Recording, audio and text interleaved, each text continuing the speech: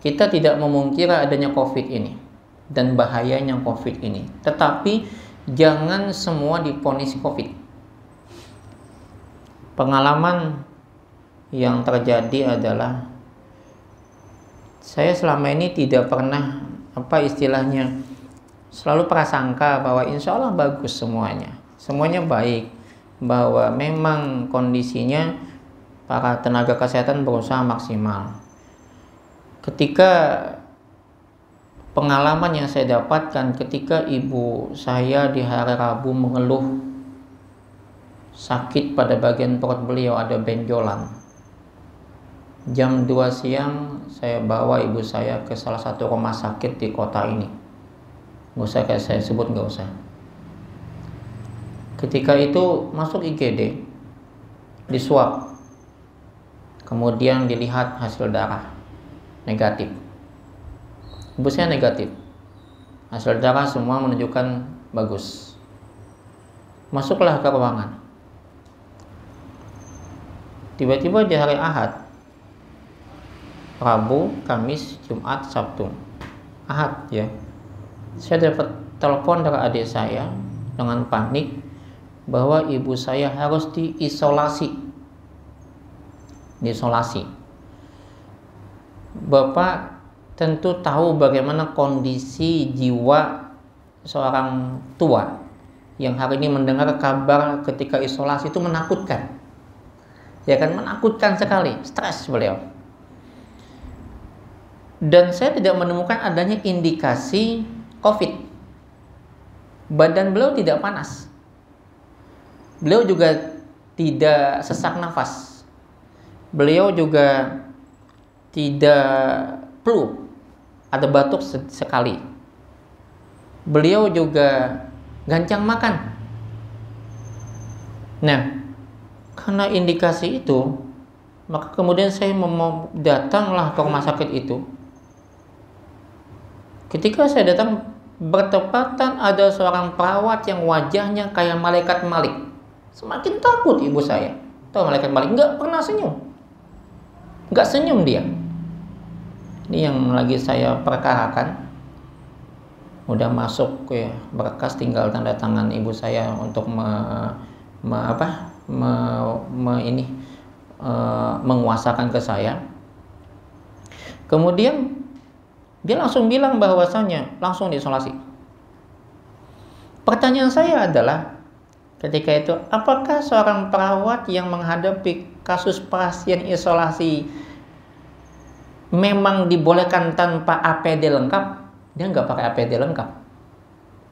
Ini hal yang menarik saya. Dia cuma pakai masker yang kadang terulur. Nah kemudian saya bilang, Pak, siap saya diisolasi ibu saya, satu syaratnya hasil swab sama PCR tolong tunjukin. Swab dulu, nggak isolasi dulu, nanti mengulang.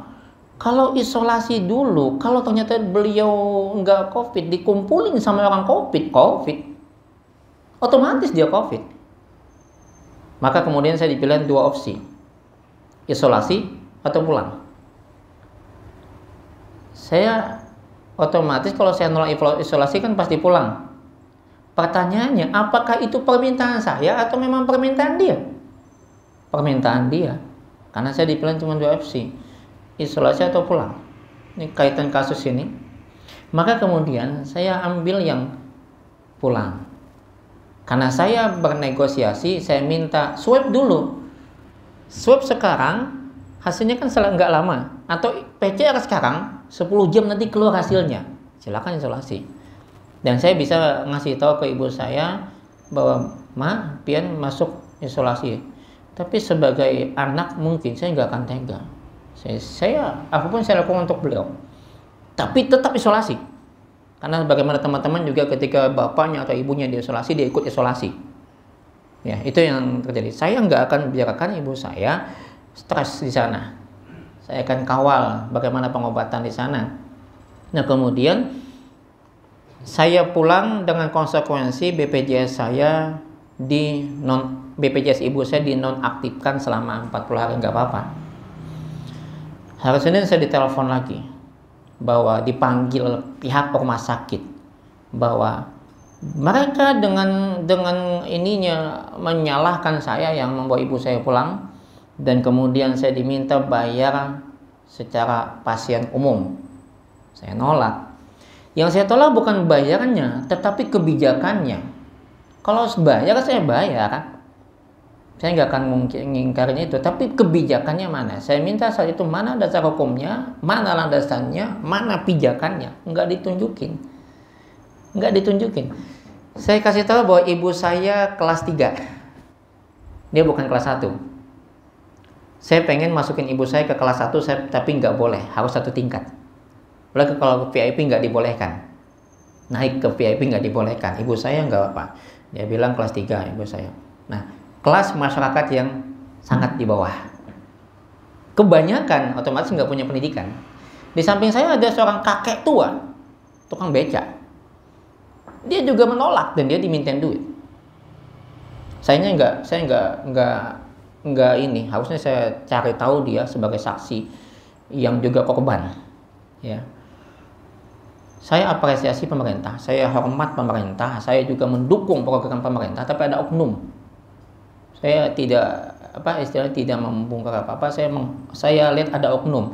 Nah, kemudian mereka minta saya bayar dengan ini pasien umum, tapi BPJS nggak dimatikan aktif. Saya nolak. Bukan karena bayarnya, tapi kebijakannya.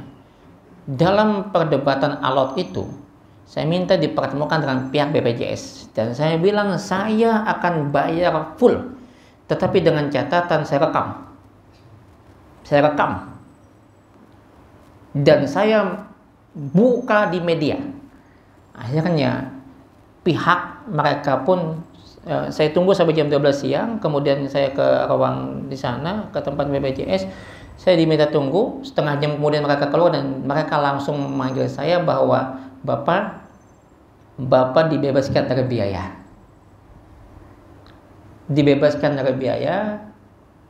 Dan cuma satu konsekuensi, tidak boleh berobat di rumah sakit ini selama sebulan, tapi BPJS aktif. Ini yang jadi pertanyaan saya adalah bagaimana kalau ini menimpa masyarakat kecil lainnya. Jangan kemudian hanya karena kondisi pandemik yang begitu banyaknya ekonomi kita jatuh. Lihat di tahun ini juga banyak saudara kita yang ekonominya hancur, banyak yang di PHK, kemudian banyak tidak bisa berusaha, berdagang. Jangan lagi ditambah orang udah sakit dimintain biaya. Maka selesai saya selesai, saya nggak dimintain biaya, kemudian saya cuman konsekuensi nggak boleh berobat 1 bulan. Tetapi bagi saya nggak selesai, hati nurani kita. Teman-teman semua menyuruh saya untuk laporkan. Maka kemudian saya tadi ditelepon ombudsman, dan kita akan membuat pengaduan persoalan kebijakan. Ketika saya pertanyakan dengan pihak BPJS menyatakan bahwasanya lewat WA ya, karena langsung ke pusatnya sana, bahwa dalam aturan mereka apabila pasien meminta untuk pulang sendiri, maka mereka tidak ditanggung. Saya hormati itu, tetapi yang saya baca adalah kalau memang positif maka dia tanggung. Tapi ini belum positif. Ibu saya hari ini saya dapatkan dalam kondisi sehat, makanya gancang. Dia malah bertambah semangat. Justru ketika kemarin di rumah sakit, mata yang tidak kelihatan semangat hidupnya. Hari ini beberapa hari semangat. Kemudian badannya tidak ada perubahan apa-apa. Dan kalau misalkan menjangkit, yang paling kena pertama kali justru anak dan cucu-cucu beliau di rumah itu. Kan gitu. Nah, akhirnya tadi saya minta hasil toraksnya. Saya temukan hasil toraksnya ternyata adalah suspek pneumonia. Apakah kemudian pertanyaan saya, apakah orang suspek pneumonia atau suspek TB misalnya harus diisolasi? Saya kira nggak ada aturan bahwa suspek pneumonia atau suspek TB itu harus diisolasi. TB Mungkin nular, pneumonia enggak. Saya nggak tahu ya ahli kedokteran yang paham. Nah,